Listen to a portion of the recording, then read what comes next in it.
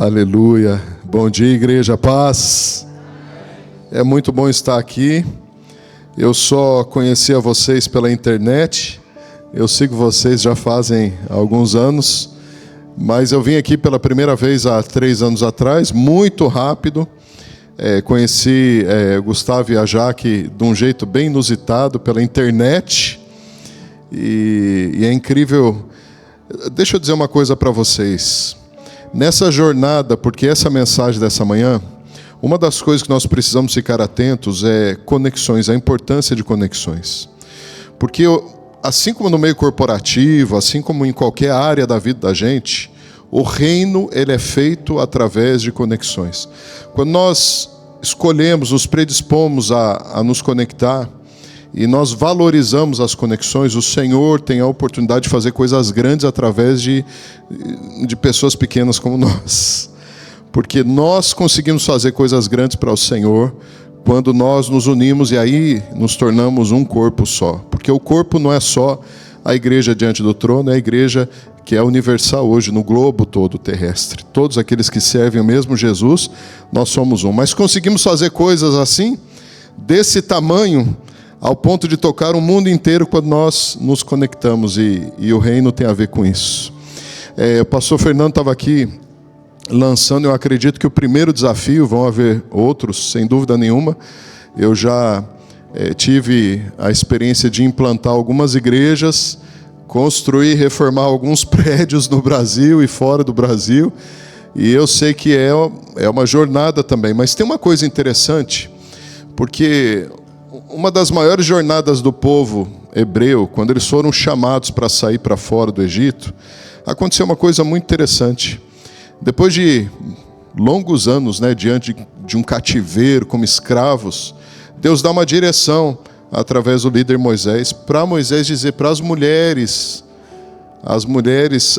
do povo hebreu, para ir pedir riquezas, recursos, joias para as mulheres egípcias, enquanto elas estavam saindo do Egito.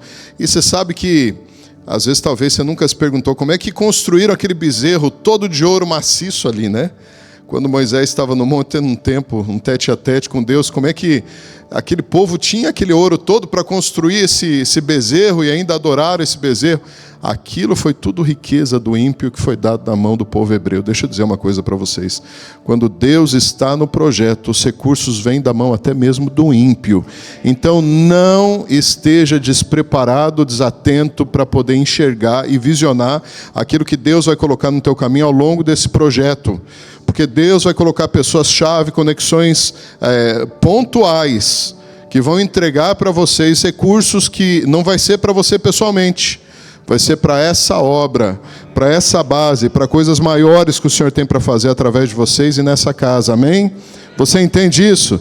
Então diga para a pessoa do teu lado, não esteja desatento, abra os teus olhos, abra os teus ouvidos, abra a tua mão, e depois abre o teu bolso também. E pastor Fernando falou uma coisa muito, muito verdadeira sobre o povo judeu. Tem um curso que eu ministro que é Manifestando uma Vida Próspera, e esse nome prosperidade foi muito prejudicado ao longo dos anos pelo jeito que o povo usou essa palavra, mas é uma palavra bíblica. Os homens e mulheres de Deus que viviam debaixo do propósito eram um povo próspero. Agora deixa eu dizer para você, o povo judeu na terra é só 0,02% da população. Nós temos aí 8 bilhões de habitantes na terra. 0,02% são judeus. E, no entanto, 30% dos milionários no mundo são judeus. Eu tive a oportunidade de morar alguns anos nos Estados Unidos, nós somos ainda ligados àquela nação. 50% dos milionários dos Estados Unidos são judeus. Como que pode um povo ter sido tão perseguido, perdido tudo tantas vezes, ser dilacerado por tantas vezes, e ainda assim é o povo mais próspero da terra? Princípios. Existem princípios espirituais que, quando nós entendemos, e estão tudo nessa mesma palavra, a mesma que os judeus leem também, só que a gente tem um pouco mais aqui. A gente tem a vida de Cristo. Se nós entendemos os princípios, seremos um povo próspero. E as riquezas estão ao nosso acesso. Nós só precisamos estender a mão da forma certa. Amém? Bom, essa não é a palavra que eu tenho para ministrar hoje, mas eu acredito que eu precisava liberar isso. O tema da mensagem hoje é uma jornada de propósito. E tem 3 fatores que nos levam a ter êxito nessa jornada de propósitos. 3 fatores que eu quero compartilhar com vocês nessa manhã. A primeira é que as suas companhias aceleram a sua jornada. As pessoas que você escolhe para caminhar com você. A segunda é que a presença dele deve estar na sua jornada, para que você possa ter êxito. E a terceira e última é o perfume do trajeto. Você deve perfumar o trajeto que você vai seguir. Uma vez eu vi de um pregador muito famoso, o nome dele é John Bevere. Eu tive a oportunidade de estar num seminário que ele estava ministrando para líderes. E ele estava falando sobre a importância de viver uma vida de propósitos. Rick Warren, também da Califórnia, fala muito sobre propósito de vida. Mas esse John Bevere, esse autor americano, ele estava falando, comparando o propósito como uma parte de um carro, um motor de um carro. E eu tive a oportunidade de trabalhar quase 4 anos, enquanto eu estava fazendo universidade, estacionando o carro lá nos Estados Unidos. Eu fui valer por quase 4 anos. Era o serviço flexível que eu tinha para poder pagar a universidade, estudar e ainda trabalhar nos momentos que eu tinha de sobra. E eu tive a oportunidade de dirigir carros assim, absurdos, que até hoje, os que eu dirigi há muito tempo atrás ainda são modernos. Teve um carro uma vez que eu entrei no carro, isso há mais de 20 anos atrás, a ignição já era de botão, não era de chave. E eu lembro que eu apertei o botão, o volante veio até mim, veio na minha direção, e uma voz feminina falou assim para mim: "Welcome". Eu olhei para aquilo e falei: meu Deus do céu, que carro é esse, né? E o carro ajusta o banco, né? Tava meio frio, já começou a esquentar o banco. Eu falei: que carro é esse? Era um Maserati italiano, super moderno, né? E eu falei: que carro, né? Você pisava no carro, você tinha que tomar cuidado para não voar com o carro. Um som assim, que era melhor do que muito home theater aí na casa de muita gente. Eu falei: que é isso? Mas aí, é uma coisa interessante essa questão do propósito, porque imagina um carro desse, ou imagina qualquer outro carro que você sonha em ter, ou olha na internet e fala: uau, que carro é esse, né? Agora nós temos os elétricos, aí um mais moderno que o outro. Mas imagine o carro do teu sonho.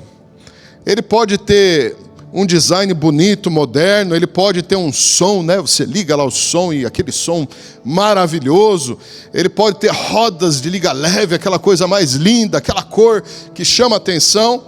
Mas se o carro não tiver o motor, ele é só uma peça de uma carcaça, ele não vai te levar para lugar nenhum. O motor é uma parte principal de um carro. Assim é o propósito em nossas vidas. Nós podemos parecer bonito, alguns têm mais cabelos que eu, alguns têm menos, algumas mulheres são mais bonitas uma do que as outras, de repente do jeito de arrumar. Pode ser tudo muito bonito, mas uma vida sem propósitos é uma vida que não vai nos levar a destino nenhum. Nós vamos ficar parados onde nós estamos. E vocês estão entrando numa estação de uma preparação para uma jornada. Vocês estão indo para uma nova estação. Deus está chamando vocês para um tempo novo.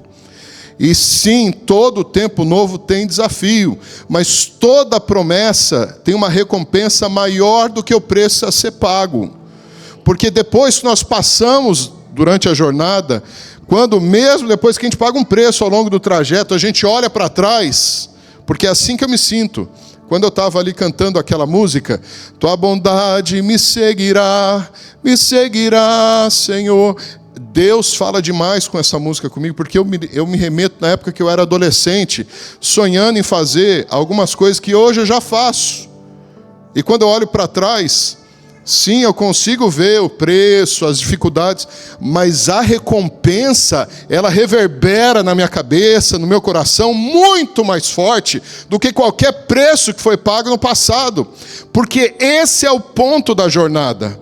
Nós aprendemos, nós somos formados, a gente é forjado, a gente é preparado para que a gente então esteja na estatura de aproveitar a terra prometida.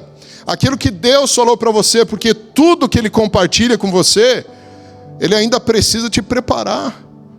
Ele ainda precisa levar você a ter o formato para viver exatamente o sonho que Ele compartilhou com você. Não é sempre da noite para o dia. Ele precisa te preparar, porque senão você estraga a coisa bonita que Deus preparou e tudo aquilo que Ele tem planejado para o teu futuro. Então, a primeira coisa é: suas companhias aceleram a tua jornada. Lá em Gênesis capítulo 2, a passagem é muito conhecida. Ali Abraão ele foi movido por uma visão. O Senhor chama ele para fora do meio da parentela dele. Você já conhece essa passagem. Sai do meio da tua parentela, Abraão. Sai da tua terra e vá para uma terra que eu te mostrarei. E ele faz uma promessa: de ti farei uma grande nação. Ao longo da trajetória de Abraão, o Senhor também, num certo momento, alguns capítulos para frente, chama ele para fora da tenda e fala: Abraão, sai da tenda, agora olha as estrelas do céu. Porque ao longo do trajeto, às vezes nós temos a dificuldade de poder ver onde é que Deus vai levar, aonde que nós vamos, qual que é a terra, para onde que Ele está levando a gente, como é que vai ser, quais os detalhes. E o Senhor, quando nós clamamos, Ele dá para nós alguns vislumbres do futuro, para que a gente possa imaginar: puxa, imagina isso acontecendo, puxa, eu consigo visionar. Mas tem uma coisa estratégica que Abraão fez aqui. Ele permitiu que o sobrinho dele, Ló, fosse junto com ele, mas Ló não convivia com Abraão. Inclusive, Ló era um sobrinho meio que problemático, ao ponto do povo até que Ló, os servos dele, o povo que trabalhava com Ló, começar a brigar com o povo da terra, e quem que foi resolver foi o próprio Abraão. Então Abraão ele tomou cuidado também de ficar um pouco distante. Eu queria que você, se possível, abrisse a palavra, lá em 1 Samuel, no capítulo 18, no versículo 1.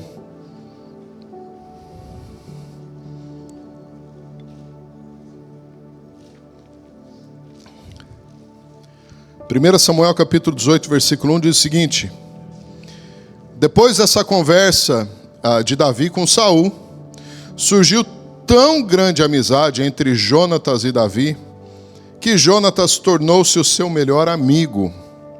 Daquele dia em diante, Saul manteve Davi consigo e não o deixou voltar para a casa de seu pai. E Jonatas fez um acordo de amizade com Davi, pois se tornara o melhor amigo de Davi. Jonatas tirou o manto que estava vestindo e deu para Davi, junto com a sua túnica, junto com a sua espada, o seu arco e o seu cinturão. Tudo que Saul lhe ordenava fazer, Davi fazia com tanta habilidade que Saul lhe deu um posto elevado no exército. E isso agradou a todo o povo, bem como aos conselheiros de Saul. Esse gesto desse amigo de Davi, Jonatas, ele simboliza praticamente um ato profético de reconhecimento. Porque nós estamos falando aqui do herdeiro natural do trono, filho do rei Saul. Mas ele olha para Davi e ele enxerga o propósito de vida de Davi. Ele entrega para Davi a própria espada, ele entrega o manto dele, o cinturão dele, e isso é uma representação de que, olha, eu sei quem você é. Quem você é, eu nunca serei, mas como eu entendo o teu propósito de vida, como eu consigo enxergar a tua essência, eu escolho servir, impulsionar e maximizar o teu potencial, porque eu vejo quem você é. Sabe, meus irmãos, na vida, na jornada, para que a gente possa chegar ao destino, uma coisa muito importante é a gente escolher quem é que está caminhando com a gente. Tem pessoas, algumas amizades que a gente desenvolve ao longo do tempo, que a gente até ama a pessoa, mas são amizades sem propósito. E no reino de Deus, o que não carrega propósito, carrega perda de tempo. No reino de Deus, quando nós não caminhamos com pessoas que estão debaixo da visão que Deus entregou para nós como propósito de vida, elas não vão trabalhar em favor de acelerar aquilo que Deus tem para você, o que você carrega. Porque amigos separados que estão vivendo o propósito de Deus na nossa vida, eles enxergam quem nós somos. Eles enxergam qual a nossa essência, qual o nosso potencial. Sabe aqueles amigos que a gente desenvolve, que quando você conta uma coisa legal, por exemplo, vem lá o apóstolo e fala, olha, nós estamos planejando mudar de lugar, nós vamos para um lugar novo, a gente estava gerando isso já, orando, buscando há alguns anos. E aí aquele amigo ouve, e encontramos, aí aquele amigo ouve e fala assim, não sei, sabe? Ele vê mais as dificuldades do que a oportunidade, né? E deixa eu dizer uma coisa para vocês, em tudo tem dificuldades na vida, não existe nenhuma conquista de mão beijada. E sabe uma coisa, uma verdade, é que às vezes nós ficamos esperando que Deus faça por nós alguma coisa que Ele já deu para a gente fazer, mas Deus não se move por vagabundos. Vocês entendem essa palavra? Quando o Senhor, através do Filho Jesus, Ele comissiona o ser humano, e Ele fala aí de fazer discípulos de todas as nações, Deus está entregando para nós a maior missão do universo, porque nem os anjos do céu, nem os demônios receberam tal autoridade e tal missão. Mas Deus entregou para nós. Então o que Ele entregou para nós, Ele não vai descer do céu e vai fazer por nós. Jesus não vai sair evangelizando a terra. Ele espera que você faça. O que eu estou querendo dizer é que o que Deus espera que você faça, Ele não vai fazer por você. Mas aquilo que Ele entregou para você fazer, Ele vai favorecer, abençoar ao longo do caminho. Se você se predispor em caminhar de acordo com a jornada que Ele tem para você. Então, amigos, parceiros, pessoas que envisionam aquilo que Deus tem para você, elas podem até enxergar a dificuldade, mas elas conseguem enxergar que você é capaz de chegar lá, porque você está predisposto a batalhar pelo propósito que Deus entregou para você. Então ele chega e ele diz, realmente, não é fácil, mas eu estou aqui do teu lado. Eu sei que Deus é contigo, eu sei que se Ele falou, Ele vai fazer. Eu sei que o favor vai acompanhar aqueles que se movem diante do propósito desse Deus. Então siga em frente, que eu estou aqui para poder torcer, para poder te segurar quando você precisar, para poder levantar você quando você estiver meio caído e para poder te encorajar. Amigos verdadeiros, o propósito, enxergam o propósito verdadeiro de Deus.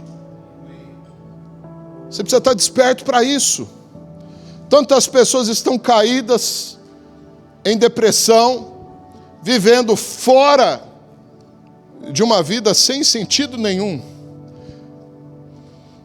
porque tem se rodeado de pessoas sem propósito. A gente vai aprendendo ao longo do tempo, claro, quando a gente para e analisa e a gente desenvolve um relacionamento com o Espírito Santo. Os anos eles vão chegando e a gente vai aprendendo que até mesmo sentar numa mesa com pessoas que não são nem amigas, mas que você está conhecendo, se a conversa não tem propósito, se ela não gera destino, parece que é uma perda de tempo, não é verdade?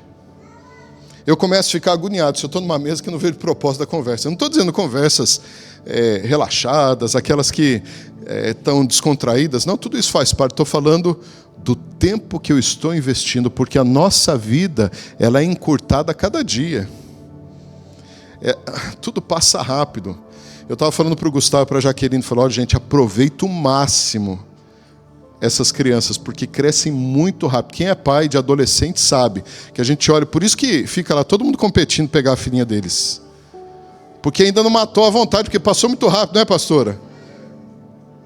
E assim a vida. Hoje eu tenho duas adolescentes, uma já vai ser adulta agora mês que vem, 18 anos de idade. Eu olho para ela e falo, filha, o papai ainda quer te pegar no colo, mas não aguento mais. Como é que faz? A outra, que é a mais nova, a Mel, ela vem para cá ano que vem, em nome de Jesus. Mas a Melzinha já é mais levinha, mais magrinha, ainda consigo pegá-la no colo, mas eu olho assim, que saudade de pegar aquele pezinho pequenininho, aquela batatinha, né? Morder, abraçar, dormir junto, porque hoje elas não querem nem dormir mais comigo. Era tão gostoso quando dormia assim no peito, né? Dormia do lado, você ouvia aquele barulhinho, aquele cheirinho de bebê. Eu estou contextualizando, mas eu estou querendo dizer para você que a vida passa rápido para a gente viver relacionamentos sem propósitos. Se cerque de pessoas que entendam a visão que Deus tem para você como pessoa e te impulsionam para viver tudo que Ele tem para você. Essa igreja precisa ser uma igreja de propósitos. Uma igreja onde o visitante ele entra aqui, as pessoas que estão buscando, porque ninguém vem para uma igreja simplesmente porque quer conhecer uma igreja. Eles estão sedentos de alguma coisa. Eles precisam entrar por aquelas portas e descobrir que aqui eles podem encontrar o propósito de vida deles. E o propósito está atrelado com Jesus, com a figura do Cristo. Pois foi assim, Jonatas com Davi. A gente vai ver aqui no 1 Samuel 23:17, que Jonatas diz assim para Davi: não temas, porque a mão de Saul, meu pai, não te achará, porém tu reinarás sobre Israel, e eu serei contigo. Até Saul, meu pai, bem o sabe disso. Então nós precisamos nos cercar de pessoas que enxergam quem nós somos, dispostas a nos apoiar, mesmo quando pareça que a gente está crescendo um pouco mais. Porque na verdade não existe nível diante dos olhos de Deus, existe propósitos de ações, de funcionalidade no reino. Não existe uma pessoa maior do que a outra, existem propósitos diferentes, mas quando uma enxerga o propósito da vida da outra, ela não tem problema. Pessoas de visão. Quando pessoas de visão enxergam o propósito da outra, ela não tem problema de levantar a outra. Eu conheço, já passou pela minha vida, inúmeros líderes que têm liderados que hoje rompem muito mais do que eles, e eles não se sentem diminuídos, por isso se sentem honrados, porque foram trampolim de Deus.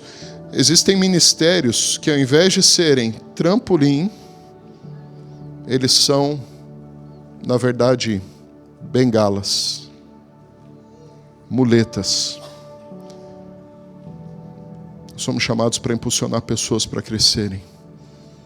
Não que elas se tornem independentes de nós, mas que a dependência seja exatamente somente desse Jesus. E quando nós nos reunimos, coisas novas acontecem. Sabe, apóstolo, uma coisa interessante. Eu estava ministrando para líderes, para pastores lá no Brasil uma vez, eu estava estudando sobre a águia. O Espírito Santo falou para mim, ministra sobre águia. E a Bíblia fala sobre águias, mas não dá muito detalhe. E eu não sei se o senhor sabe, as águias, porque a Bíblia nos dá muita direção de águia como um animal de visão, que anda nas alturas. Mas o senhor sabia que a águia, ela é solitária? Ela não se une a outras águias. E eu fiquei questionando o Espírito Santo. Mas peraí, como é que funciona então uma liderança no reino que só anda sozinha? Não dá certo. E eu falei para o Espírito Santo, como é que funciona isso? Aí o Espírito Santo falou para mim, pesquisa mais um pouquinho. Aí eu comecei a me aprofundar um pouquinho mais, comecei a pesquisar um pouquinho mais. Aí eu descobri que existe um momento na vida das águias que elas se juntam. Sabe quando? Para acasalar.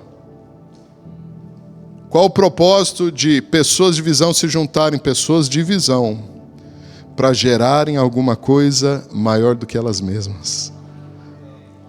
Existe um propósito para nós nos unirmos aqui.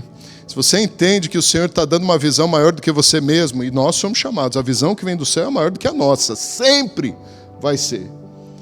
Mas se você entender que existe um propósito de você reunir aqui, aos finais de semana, na célula, em tudo que tem a ver com o reino, que é para que o Espírito Santo possa estar ativando vocês como visionários, para algo maior nascer, é necessário que haja essa unidade de visão. E existe um favor do céu sobre a tua vida, não pare. Só caminho por propósito, pare de caminhar só pela rotina. Ou só para dizer que você é crente, que vai na igreja, que se reúne com os irmãos. Isso não tem sentido. Você precisa estar inspirado. E a inspiração vem através de um relacionamento com esse Espírito Santo. É necessário que você se rodie de pessoas que carreguem esse propósito, impulsionam o teu chamado, que possam te elevar. A segunda coisa é que a presença dele deve estar na tua jornada. Chacoalha a pessoa do teu lado aí, não sei se ela está dormindo não, fala, a presença desse Jesus. Chacoalha aí, gente. Parece que os brasileiros é mais agitado que os angolanos. A presença desse Jesus deve caminhar na tua jornada. Ah, porque se não tiver Jesus, você pode até achar que está dando tudo certo. Vai dar tudo errado, né, pastor? Sem Jesus, lascou, gente.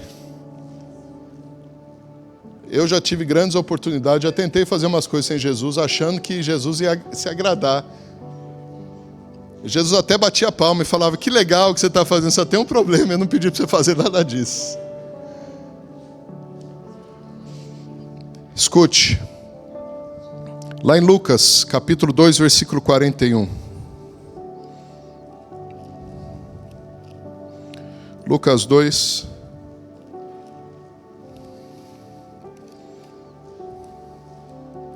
(41). Olha que coisa interessante. Todos os anos, os pais de Jesus iam a Jerusalém para a festa da Páscoa. Quando ele atingiu os 12 anos, foram a Jerusalém segundo o costume da festa. Os pais de Jesus levaram Jesus para essa festa. No 43, terminados os dias da festa, ao regressarem, o menino Jesus ficou em Jerusalém, sem que os pais dele o soubessem. Pensando, porém, que ele estava entre os companheiros de viagem, andaram um dia inteiro e então começaram a procurá-lo entre os parentes e conhecidos. E como não encontraram, voltaram a Jerusalém à sua procura. 3 dias depois o acharam no templo, assentado no meio de doutores, ouvindo-os fazendo-lhes perguntas. Olha que coisa doida um negócio desse. Quantos dias que Jesus ficou perdido, gente? Não. Se eles perceberam um dia depois, até voltar, levou 3, foi quantos dias? 4, já falaram 5 ali, já estão... 4! 4 dias. Quem tem filho aqui, gente? Levanta a mão. Já pensou você perder o filho por 4 dias? Mas nós não estamos falando de qualquer um. Nós estamos falando de Jesus. Como é que perde Jesus? É o Deus encarnado. Maria recebe a revelação do anjo. Olha, você vai conceber o Messias, o Deus vivo. O Senhor manda um anjo lá em sonho para José, revela, diz, olha, você vai ser pai terreno, né, do Messias, né, não faça problema para Maria. Vem lá os 3 reis magos, vem os fazendeiros, né, os pastores na época, todo mundo sabia quem era Jesus. Quer dizer, Jesus não era qualquer bebê, né? E ele cresce com 12 anos de idade, os pais vão celebrar a Páscoa em Jerusalém. E esqueceram Jesus para trás. Que loucura. 3 dias para chegar lá, 1 dia para sentir falta. E ficar perguntando entre o povo da caravana, você viu Jesus? Talvez foi isso, né? Talvez o José pergunta, cadê Jesus? Ah, deve estar lá com os parentes, lá com o Chico, com a Maria. Aí passa lá um dia, ué, mas Jesus não estava com fulano, não está com ciclano, e aí vai pergunta para um, para outro, ninguém sabe cadê Jesus. Eles voltam para Jerusalém, levam mais 3 dias para chegar lá. Aí encontram Jesus. Quando eu leio essa passagem, eu não penso em Páscoa, sabe o que eu penso? Que muitas vezes nós estamos até celebrando o motivo certo, mas o motivo da celebração não está presente mais. Porque na jornada a gente pode até colocar o nome de Jesus no meio do caminho. Eu estou caminhando em Jesus. Ah, porque eu estou vivendo o propósito de Jesus. Ah, porque celebro para Jesus, eu canto para Jesus. Eu estou tomando banho, estou lá louvando para Jesus. Mas Jesus já ficou fora da casa há muito tempo. E se os pais de Jesus levaram 1 dia para sentir falta, e se relacionavam, e era o filho, será que não seria possível que nós estamos vivendo no automático, mas Jesus não faz mais parte como presença? Porque eu acredito que o maior problema que nós temos é nos acostumarmos com a presença. Eu sou um apaixonado por avivamento. Aonde Deus permite que eu vá atrás de avivamento, eu vou. Já pisei em vários lugares do mundo onde avivamento pegou fogo. E são lugares que hoje não são mais avivados. Eu tive a oportunidade de estar em Los Angeles, Não sei quantos aqui já ouviram falar do avivamento da Rua Azusa, mas o avivamento da Rua Azusa começou numa rua chamada Bonnie Brae Street, em Los Angeles, numa casinha simples de bairro, onde um pastor que era praticamente cego de um olho, negro, e era discriminado, há mais de 100 anos atrás, começou uma reunião ali com 2 senhorinhas que abriram a porta daquela casa para eles poderem se reunir. E todos os dias eles oravam e buscavam o Senhor e lia a palavra, e era compartilhado, o Espírito Santo descia ao ponto de começar a batizar todo mundo que estava na casa no Espírito Santo, pessoas falavam em línguas, os coxos começavam a andar, surdos começavam a ouvir, milagres começavam a acontecer. Uma casinha pequena, uma sala pequena, não dá nem 1/3 desse altar aqui, desse palco. E aí o povo começou, porque é o seguinte, quando nós estamos na unção, quando o Senhor, a presença nos acompanha, as pessoas em volta sentem alguma coisa diferente em você. Não é você, é a presença. E aquele povo que passava na calçada sentia que tinha alguma coisa diferente lá dentro da casa, e eles começaram a participar das reuniões com janela aberta. Eles sentavam na calçada, sentavam no jardim, até que não cabia mais gente ali. Dali eles alugaram um warehouse, uma casa gigante, que era uma fábrica ali, e ficava na Rua Azusa. O avivamento começou ali e não parou mais, e se espalhou para o mundo inteiro. Inclusive, se você está aqui hoje sentado, você pode ter certeza que essa igreja foi uma influência de mais de 100 anos atrás do que aconteceu na Rua Azusa em Los Angeles. Mas não tem mais nada lá. Não tem mais nada naquele prédio. Não tem mais nada naquela rua. A casa virou um museu. Sabe por quê?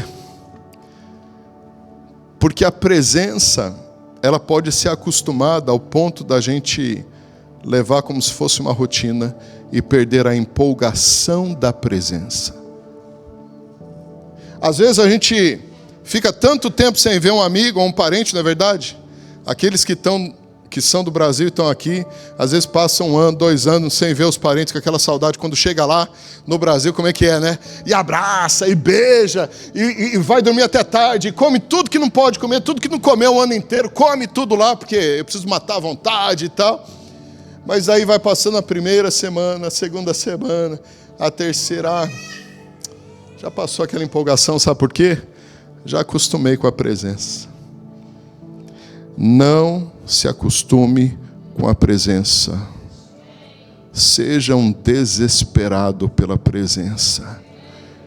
Se você for viciado na presença, não tem como Jesus não estar na tua jornada. Se você for um desesperado pela presença desse Jesus, não importa os caminhos que você trilhar, Jesus fará a diferença. Não se acostume. Quando uma mulher entrou dentro da casa de um fariseu que ungiu os pés de Jesus, com a própria lágrima, ela enxugava com o cabelo dela, beijava os pés de Jesus. Essa mulher teve uma entrega tão extravagante, e aqueles fariseus que estavam ali olhavam e diziam o seguinte: se ele soubesse quem era essa mulher, que ela é uma pecadora, ele não permitiria que ela tocasse os pés dele. Mas aquela mulher teve essa entrega extravagante, porque ela não estava acostumada com a presença. A tua entrega revela o teu relacionamento. A tua vida revela quem faz parte dela. Que loucura! Como é que pode os pais esquecer o próprio filho? Reconheça que Jesus não está mais no caminho e volte aonde você deixou Jesus para trás. Pare e reavalie a direção. Sabe, tem horas que o GPS precisa recalcular. Se você sente hoje que Jesus não está participando todos os dias da tua vida, é o momento de você voltar para casa depois dessa celebração. Você se assentar com esse Jesus e falar: Jesus, onde é que foi que eu te perdi? Sabe, esses dias atrás eu estava falando para minha esposa.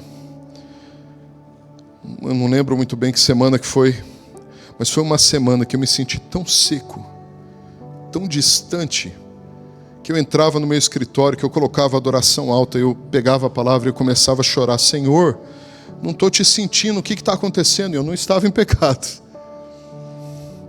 que está acontecendo? Eu fiquei desesperado, que eu chorava. Cheguei para a Priscila, minha esposa, e falei: amor, não sei o que está acontecendo. Estou me sentindo seco, não estou sentindo Jesus. O que está acontecendo? E eu fiquei desesperado. Aí eu fui ministrar num culto antes de eu subir no altar. Uma mulher profeta chegou e falou para mim: ele está com você, mas ele quer te ver desesperado.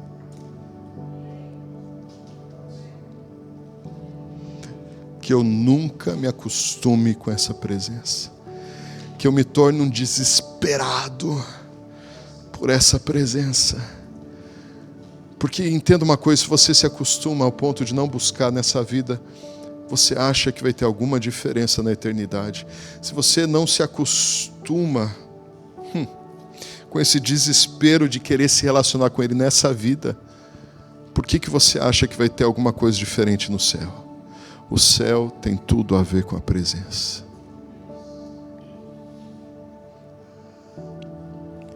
Volte aonde você perdeu. Eles voltaram para Jerusalém. Terceiro e último. Perfume o trajeto. Perfume o trajeto. Lá em Marcos capítulo 14, versículo 1 a 9, conta a história de uma mulher que ela encontra Jesus um pouco antes de Jesus, acho que quase 2 dias antes dele ser crucificado. E essa mulher, ela entra no ambiente e ela pega um vaso de alabastro e ela quebra o vaso inteiro sobre Jesus. E a Bíblia fala que era um nardo puro. Nardo puro. Escute, eu sou uma pessoa que eu sou pessoalmente apaixonado por perfume. Eu gosto demais de perfume. Uma vez eu estava na Índia em missões e eu estava indo de um aeroporto para outro e eu passei naquele duty free que tem preços melhores e de repente eu encontro o perfume que eu gosto, mas estava escrito assim, Elixir na frente. Um frasquinho de 10 ml, assim, pequenininho. Eu falei, Elixir, eu nunca vi isso, o que é isso daqui? Aí eu perguntei para o vendedor, quanto que custa isso daqui? $790. Eu falei, o quê? 10 ml, $790, você está louco? Eu falei, não, porque isso daqui é um elixir, é uma concentração altíssima de óleo. Então tem um óleo. Deixa eu só te explicar uma coisa aqui. Esses sprays que a gente compra por aí, né, aquele body splash, aquela coisa toda que a gente usa, tem apenas 1 ou 2% de óleo de perfume, o resto é álcool e água. Aquele outro perfume, né, que é tem um outro nome que eles usam, que geralmente o povo conecta ele com o que você terminou de tomar banho e vai usar. Ele tem cerca de quase 10% de óleo, o resto é álcool e água. Aí tem a colônia, que tem quase aí 15% de óleo, o resto é água e álcool.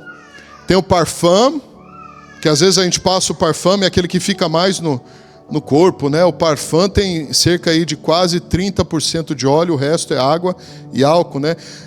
O parfum é o que mais fica, né? Aquele que quando você passa, você abre o guarda-roupa, parece que a roupa ainda está cheirando o perfume, né? Muito bom.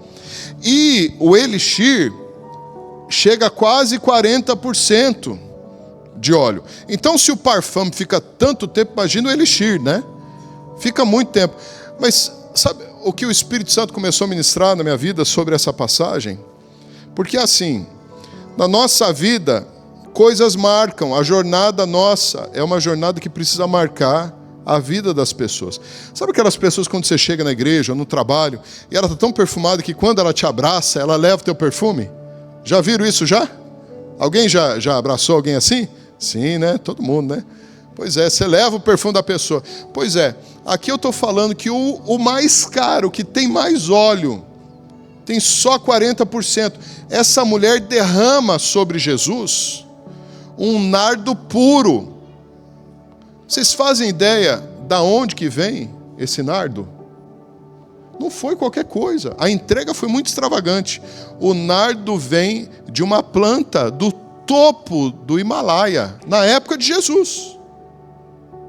Passava por todo o processo para poder extrair esse óleo na Ásia, na Índia, para depois chegar até o Oriente, como óleo puro. O Espírito Santo disse para mim, Eduardo, quando Jesus estava carregando aquela cruz, as ruas de Jerusalém não cheiravam sangue, cheiravam perfume, porque ele foi ungido com perfume puro. Todas as ruas de Jerusalém sentiam um perfume diferente que o rei carregava. Com certeza aquele homem que segurou por algum tempo a cruz de Jesus, não recebeu sobre si fedor de suor e nem de sangue do Cristo, mas o perfume que o Cristo carregava, porque era óleo puro. Eis a pergunta: as pessoas que passam pela jornada que você tem traçado na vida, têm carregado o teu perfume, têm sentido o teu perfume, e o teu perfume é o perfume de Cristo, ou é o pessoal teu? Perfume por onde você passa. É necessário que você marque a tua geração com o perfume de Cristo. É necessário que as pessoas elas possam identificar que tem um aroma diferente aonde você passa. E aonde você passa deixa um lastro para trás. Tem algo diferente, algo que mexe, algo agradável, igreja. Sim, Deus está levando vocês para uma nova jornada. Sim, o Senhor está levando vocês para uma nova estação. Mas essa característica do Filho, em tudo, em presença, em testemunho, em perfume, tem que estar sempre presente. Vocês vão fazer diferença nesse país. Não pelas coisas grandes que vocês podem fazer, mas pelo grande Deus que está com vocês. Porque se Ele é contigo, se Ele é presente, não tem como tudo ser do mesmo jeito. Sabe? Eu estava falando para o apóstolo Tamar, eu não tenho atração nenhuma pelas grandes plataformas, essas coisas que a gente vê por aí, esses grandes eventos, aquelas coisas. Porque o que marca a vida das pessoas é algo bem mais simples e puro, chamado Jesus. Esse Jesus, ele marca para sempre. A minha vida já fazem mais de 30 anos que eu sirvo a Jesus. Eu tive inúmeras decepções. Posso dizer para vocês que as maiores decepções que eu passei na vida foi dentro da igreja, com pessoas de igreja. Mas eu nunca deixei de me relacionar com a igreja, sabe por quê? Porque a minha paixão está em Jesus. Não está nos grandes êxitos, não está nas grandes coisas que eu vi acontecendo dentro das igrejas. Está naquilo que Jesus tem feito na minha vida todos os dias. Eu sou carente desse Jesus em tudo que eu vou fazer. Priscila, depois que ela voltou daqui, ela disse para mim, amor, você precisa ir lá para Angola. Você precisa passar lá, porque eu estou indo para a Tanzânia. Eu estou indo inaugurar uma igreja no meio da savana, perto de uma cidade chamada Arusha, agora semana que vem.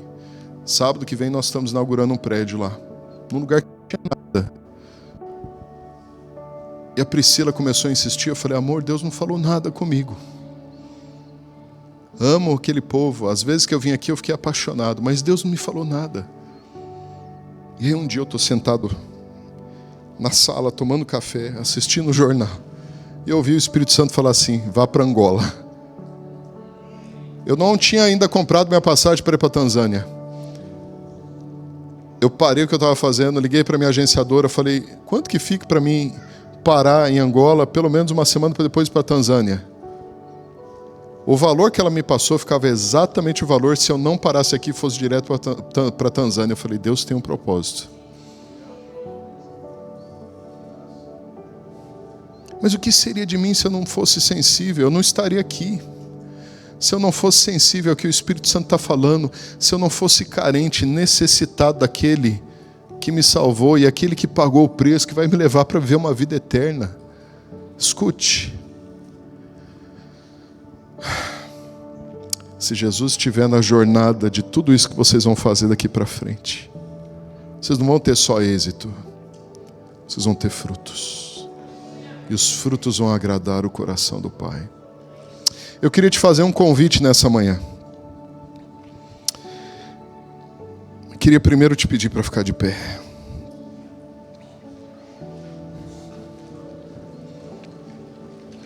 Queria pedir para vocês, se possível, abaixar um pouquinho as luzes aqui. Não sei se é possível. Feche teus olhos nesse momento.